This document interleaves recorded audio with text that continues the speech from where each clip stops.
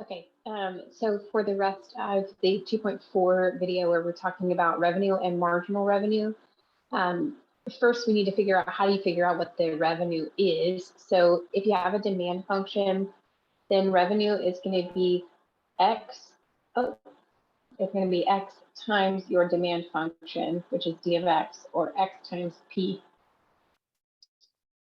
Okay, so let's use this then. So suppose we have a manufacturer that's determined that the price of custom-made tables he produces can be determined by the demand function, P, which equals D of X, which is 117 minus 1/4 X, where X is the number of tables produced and sold.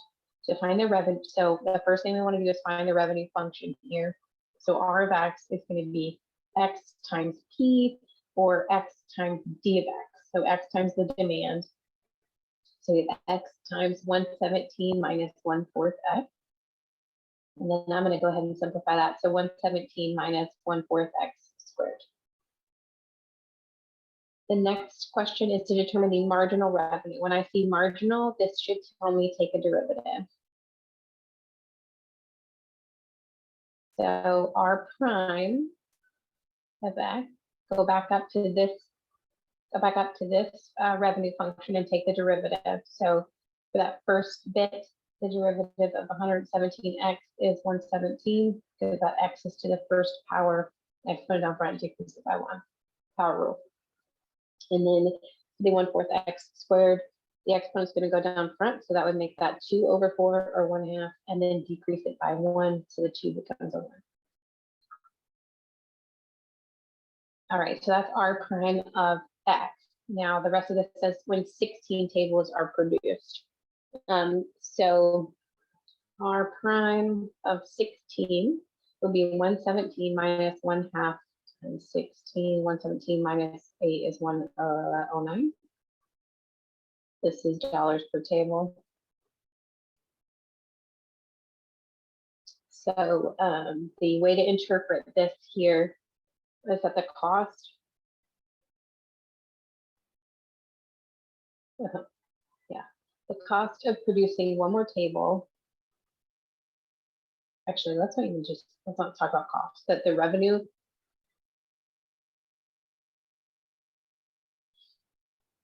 when producing one more table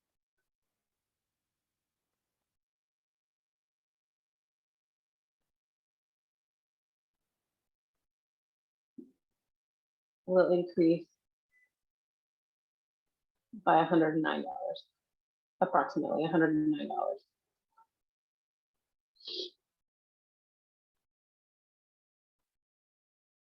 So if he makes that 17th table, he's going to make $109 more. Okay. So, or she, yes. Marginal profit and marginal profit. So once we know revenue, we can figure out profit because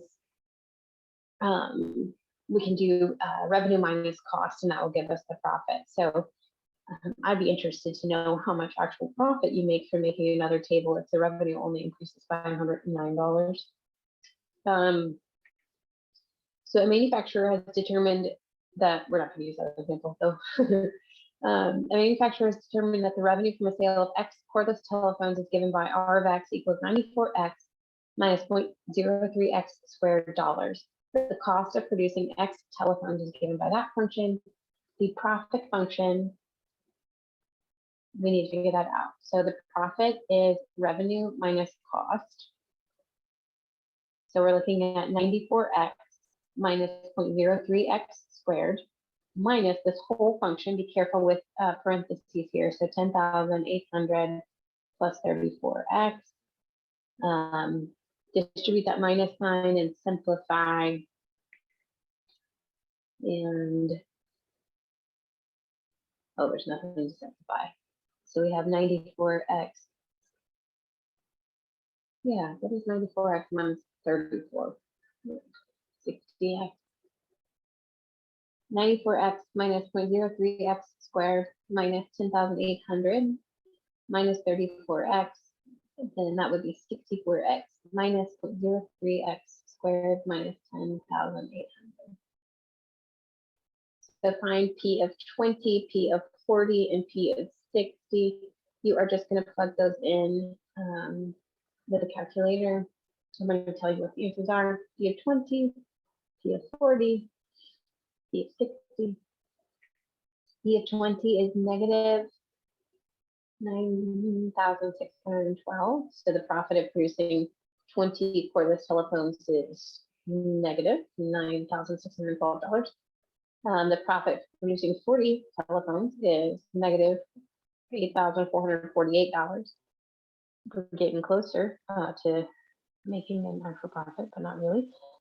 60 would be 7308. So they need to sell a whole bunch more than 60 telephones for this to make a profit. Marginal profit function. Marginal tells us find a derivative. So P prime of X. I'm looking at this function here. Oops. Taking the derivative there, so decreasing all the powers on X and multiplying by the exponent, the exponent down front, then decrease it by 1. So that would be 64x minus, that 2 is going to come down front, 2 times 0.03 x to the first, and then 0 for the derivative of 10,800. So you're looking at 64x minus 0.06x. Oh, that x goes away on 64. Something's wrong. Sorry. The derivative of 64x is just 64. Okay. Oh my goodness, you guys. I cannot. 94 minus 34 is just 60, not 64. Oh, these are 60s. Okay. Sorry. Okay. And then if you were to plug in there P prime of 20, P prime of 40, just plug those values in. P prime of 20 is $58.80, $58.80. P prime of 40 is 57.6. And P prime of 60 is 56.40. Okay, so if we wanted to put one of these into like words, and what does this mean? That producing the 21st phone will increase the profit by $58.80.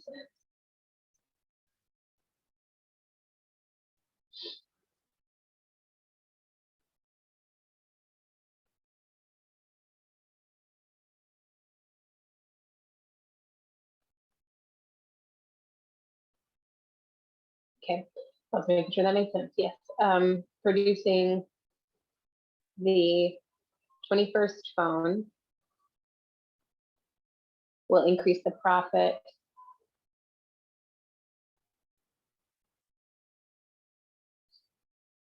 by about $58.80. Notice that this isn't the profit per phone because it's not marginal average profit or marginal average anything. It's just the marginal profit. So the break-even points here would be when there is no profit. So P of X equals 0, which means that the cost and the revenue are the same. So if you were to set those equal to one another, we have 94x minus 0.3x squared, 0.3x squared equals 10,800 plus 34x. So you can like set these, put these in Desmos. Let's actually do that. 94 x minus 0.03x squared.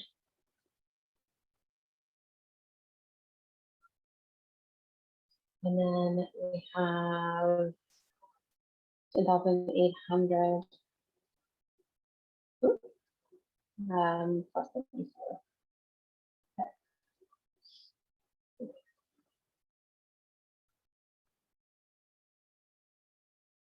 And then we got to zoom out a lot to see The 10,008, the black function going through here is the cost. The revenue, you can see increases for a while and then it starts decreasing again. But the break-even points would be at those two places where they intersect. So 200 or 1,800.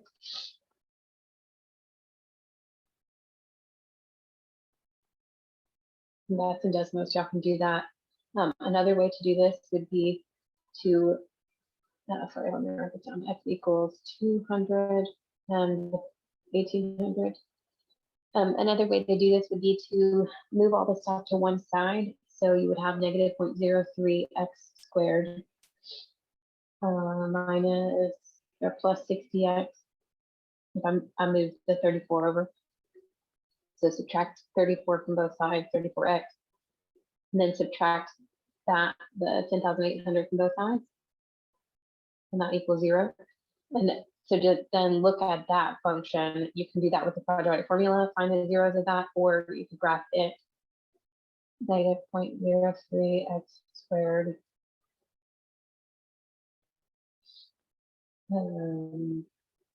plus 60x minus 10,800. And here you'll be looking for the 0. Oh, that is something wrong.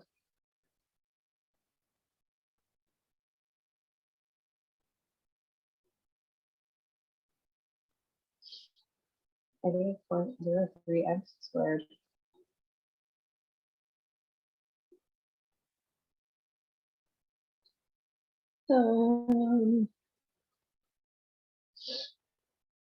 This should have worked unless I did something with the function wrong. Difference for 3x squared plus 60x minus 10,800. Oh, I didn't make that negative. That's the issue. Okay, sorry. When you actually type that in correctly, you're looking for the zeros then at 200 and then 1,800. Or if you did the quadratic formula, you could find them as well.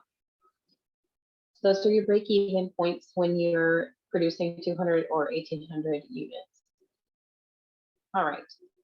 Now our last example, we have the owner of the leather craft shop has determined he can sell X attaché cases if the price is P, which equals the demand of X, which is 46 plus 0.25. Excuse me, 0.25x dollars. The total cost for the cases is C of X is 0.15x squared plus 6x plus 190. So revenue is going to be X times P, or X times the demand, which would be X times 46 plus 0.25x. So 46x plus 0.25x squared. The profit function is revenue minus cost. So you have 46x plus 0.25x squared minus that whole thing, 0.15x squared plus 6x plus $190. Simplifying that, make sure you distribute this negative to all three pieces there. And when you do that, you should get 40x plus 0.1x squared minus 190. Then lastly, figuring out P of 25,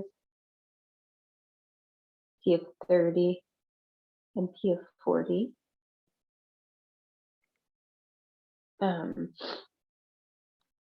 For P of 25, I have 872.50. For P of 30, I have 1,100.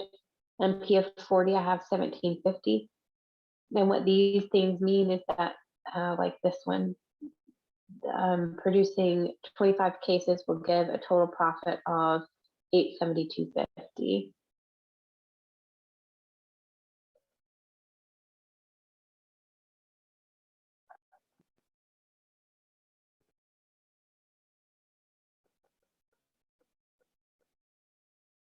Okay, and then the marginal profit function, you would take the derivative of the profit function. So again, marginal means derivative. So P prime of X And we're looking, again, we're looking up here at this function.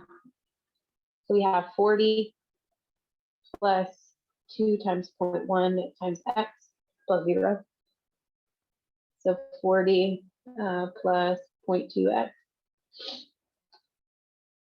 And then E, we plug stuff into that. So P prime of 25, P prime of 30, then P prime of 40. P prime of 25, I got 45. P prime of 30, I have 46. P prime of 40, I have 48. So putting this into words, after producing 25 cases, producing the 26,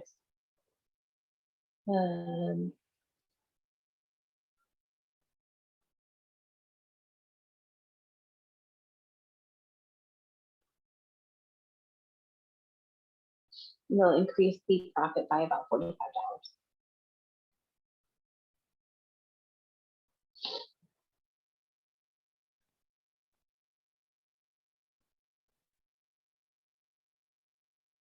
Okay, that is section 2.4. Thank you.